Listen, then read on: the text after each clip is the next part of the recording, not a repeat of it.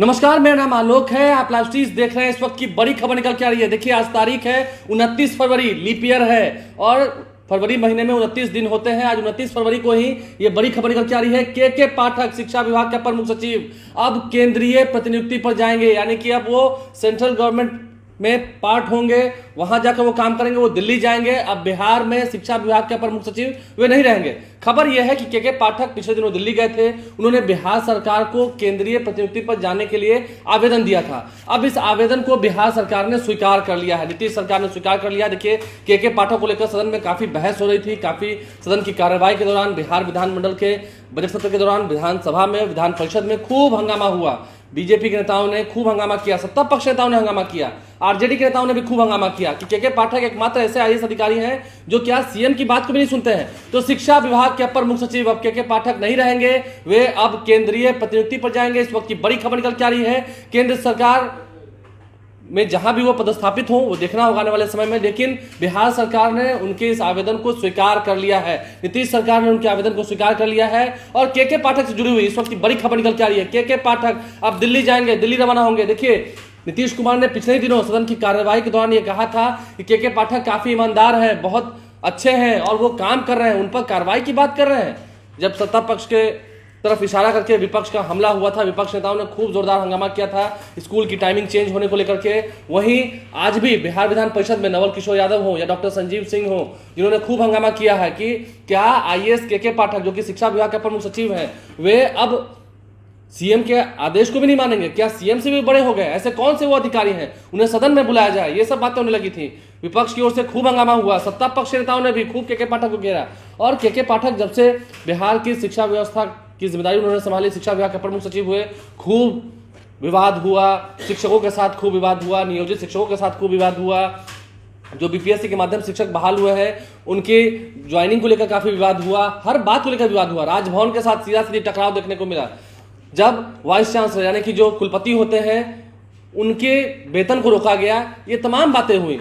सीधा सीधी राजभवन के साथ टकराव देखने को मिला। और अब के पाठक के इस अध्याय का, जो पूरे विवादों में घिरा रहा है अध्याय, हालांकि स्कूली शिक्षा में काफी सुधार देखने को मिला। देखिए, हम जमीन धरातल की बात करेंगे। जो स्कूलों में शिक्षक समय से नहीं पहुंचते थे, वो के पाठक के आने के बाद पहुंचने लगे। स्कूलों में, सरकारी स्कूलों में पढ़ाई होने लगी, जहां गरीब तबके के बच्चे पढ़ते हैं, जो आर्थिक रूप से कमजोर हैं, वो अपने बच्चों को पढ़ाते हैं इस उम्मीद से कि सरकार खर्च कर रही है। सरकार अपने बजट का 22% का जो हिस्सा है वो शिक्षा पर खर्च करती है। लेकिन सरकारी स्कूलों में जब शिक्षक जाते हैं, जो मोटी वेतन लेते हैं, कुछ, हम सब की बात नहीं कर रहे, कुछ उनमें से ऐसे हैं जो समय से नहीं पहुंचते हैं। कई सारे ऐसे हैं जो महीनों से गायब हैं, वेतन लिए जा रहे हैं। तो फिर बच्चों को कैसे पढ़ाते होंगे और बच्चों का भविष्य फिर अंधकार में होगा।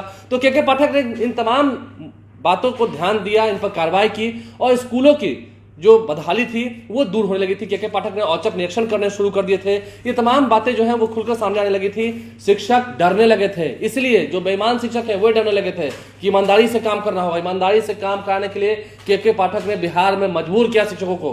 हालांकि कई जगह पर शिक्षकों के साथ भी अन्याय हुआ है, शिक्षकों की मांग भी नहीं मानी जा रही थी, तो काफी टकराव देखने को मिला था। शिक्षक काफी नाराज दिख रहे थे। और लोकसभा चुनाव भी नजदीक है, 2024 का चुनाव है। ऐसे में शिक्षकों का गुस्सा भला कौन झेले?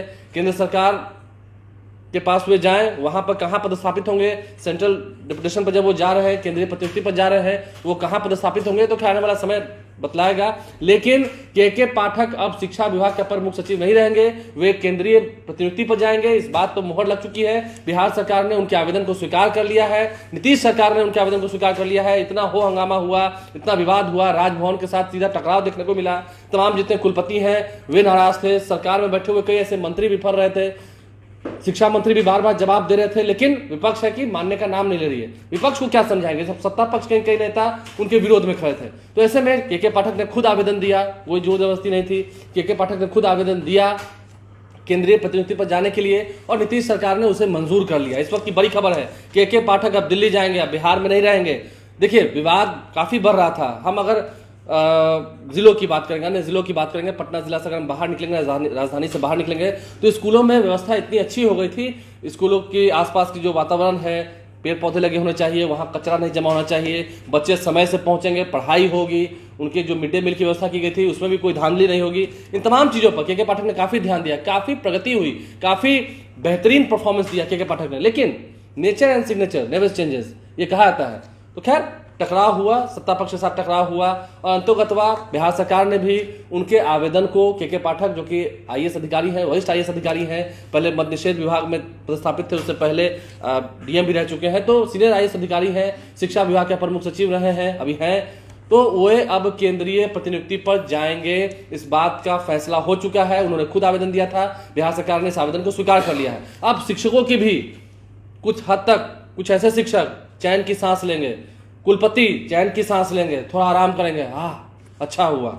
देखना होगा, कई ऐसे लोग बोल रहे होंगे, जब मैं वीडियो कर रहा हूं, इस वीडियो को सुनने के बाद कई ऐसे लोग बोल रहे होंगे, लेकिन कई लोग उदास भी होंगे, ये कहेंगे के पाठक क्यों छोड़ के चले गए, क्यों बाय बाय कहना पड़ा।